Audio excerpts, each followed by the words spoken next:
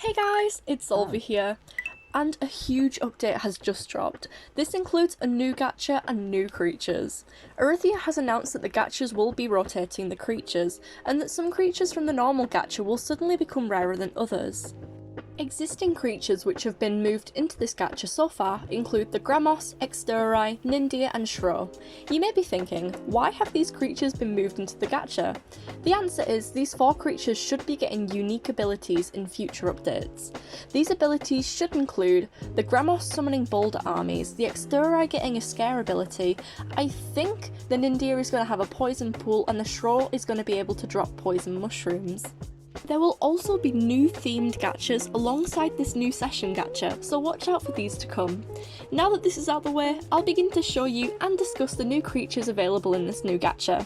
The instructions to unlock the gacha are shown on the actual gacha itself, so I won't need to go into too much detail about that, you just have to complete a few quests. First new creature I'll start with is the Euvias, which is a tier 2 all-terrain creature. This means they can go in water, on land and fly just like the Jotunhell. Euvias has 4 wings and has the Ice Breath ability. You can use this by pressing C when your creature grows to adult. Ice Breath is a long-range attack which inflicts damage and significantly reduces the speed of targets for a short amount of time, meaning it gives you a huge advantage. This creature is pretty well equipped for a tier 2. Despite its damage only being 75, the Euvias has 900 health, 75 stamina, and deals 8 bleed per bite. When you look at these statistics combined with the Ice Breath ability and their ability to swim, walk and fly, you can begin to understand how good this creature actually is for a tier 2. I personally love the way this creature moves and looks. Out of all of the creatures from this update, I think the Euvias is my favourite, hence why I've put them first. They remind me of a fluffy dragonfly with the shape of their 4 wings and the fluff on their chests, and I absolutely adore that. I know it should go without saying, as the Euvias is only a tier 2, but when playing as it, be careful when facing larger creatures. Because you're small, you may be harder to hit, however the attack area for high damage creatures such as Kendall are large, and if you get too close you may accidentally die within only 2 hits. To combat this, I would recommend avoiding the bigger creatures altogether and just focus on causing anarchy with tier 1, 2 and 3 creatures. Thanks to the Ice Breath ability, you can attack other players from a ranged distance by pressing C, which is the best way to irritate someone. With the all-terrain playstyle, this creature can escape danger easily by either swimming, running or flying. Utilise your ability to run underwater and hide or fly away in case of any danger. And quickly, before I forget to mention, the Euvias is an omnivore and only takes 12 minutes to be fully grown. PennyRex, or PennyRex, is another tier 2 creature. I absolutely love the goofy raptor-like design of this creature and the patterns on its body. Unlike the Euvias, this creature is not a semi-aquatic creature and it is just a ground type. But don't let that put you off them. The PennyRex is a very tanky tier 2. It has 1400 health, 150 stamina and it can run pretty fast. I'm fast as boy. I'm fast as This creature really does remind me of a raptor, as it has the long talon on the inner side of their feet which resembles that of some species of prehistoric raptors. This creature can inflict 13 bleed per bite, which is absolutely insane for a tier 2. This little carnivore can chase after their prey whilst inflicting an unholy amount of bleed at the same time. The only downside is the damage output. The PennyRex can only inflict 70 damage per hit, which is a pretty low damage output, I'm not gonna lie, and it also has a pretty low weight, meaning it would be halved on most creatures. But don't let that deter you. It is still a tier 2, so we can't expect it to be too powerful. It still does have 13 bleed, and so it will be perfect for annoying other players. This is the Anarchy creature. It's fast, strong enough to be smacked a couple of times and live to annoy you with more bleed. I love them. I'm pretty sure the PennyRex is also going to receive a jumping attack ability, where it can jump onto another player and inflict damage. I can't wait until that ability is released, as it sounds like it will be an interesting and unique attack mechanic. Now, onto the newest tier 5 titan, the Kratoparatina. As just mentioned, this enormous creature is the first Tier 5 omnivore, which was inspired by a sea slug. Kratoparatina is a glowing unit who has 6,000 health and can deal 240 damage with each hit. Their weight is also fairly high at 12,000 kilograms.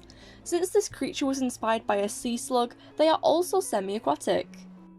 The most interesting thing about this new Tier 5 to me is their rapid growth time. Tier 5 creatures usually take around an hour or over to grow fully, but the Kratoparatina only takes 20 minutes to grow fully. This is most likely due to how weak it is as a Tier 5, but I'll explain more about this in a few seconds. This creature has the Area Shock ability, which can be used at any age by pressing Q, and it also has the same Necropoison that Aholi has. This means that, when another player bites your Kratoparatina, their vision will invert and become massively distorted. This rapidly leads to blindness, and so the Krata should be able to escape any danger should they be bitten. I say should because this leads me on to my next point about this creature. Unfortunately, I really dislike this Tier 5 for a few reasons. Firstly, I like to play fast, and so to me it's unbearably slow.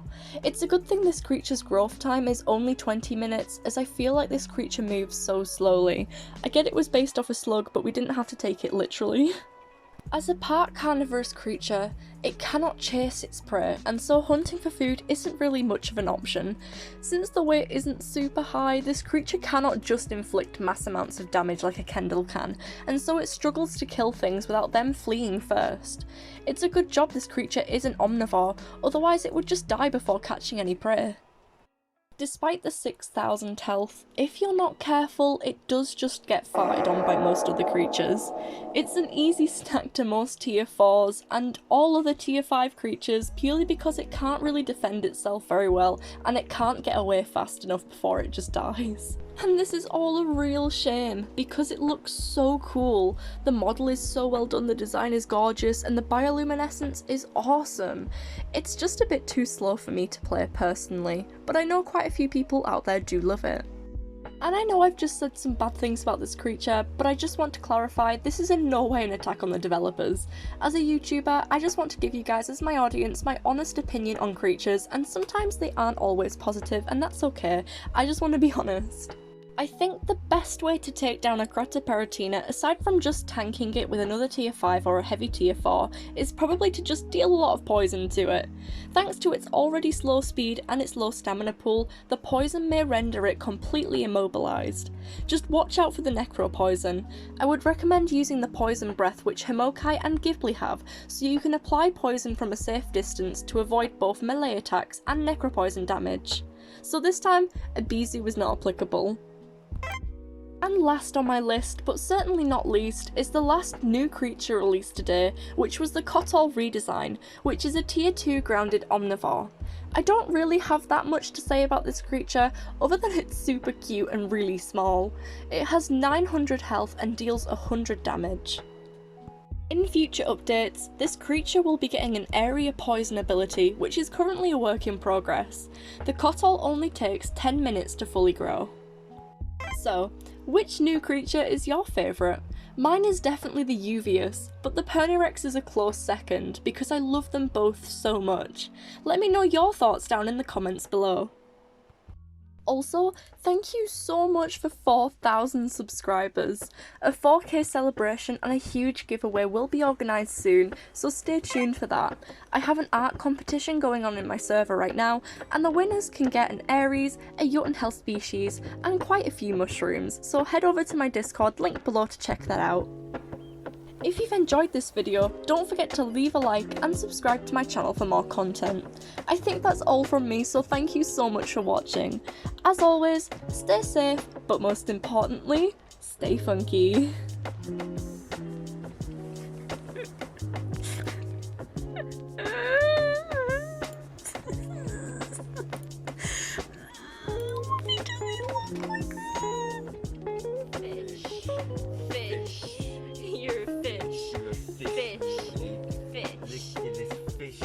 Dog, no.